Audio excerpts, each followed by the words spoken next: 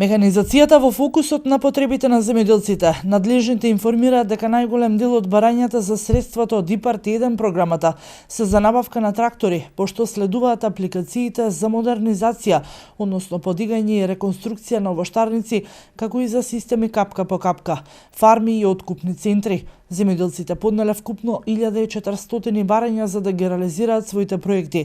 Бројките покажуваат дека интересот е се поголем и веќе се надминати проблемите што ги има при аплицирањето. Годинава стартува аплицирањето на ИПАРД 2 програмата, со која на располагање има 60 милиони евра. Новина е тоа што европските пари од сега ќе можат да аплицираат и општините за подобрување на руралната инфраструктура. Услов за користење на средствата од ИПАРД 2 е да се заврши со склучувањето на договорите од ИПАРД 1 програмата. Од платежната агенција велат дека најдоцна до јули ќе заврши склучувањето, пошто ќе треба да биде објавен огласот за втората програма. Државата, за да им помогне на земјоделците, годинава ќе ги субвенционира и каматите за кредитите за ИПАРД проектите.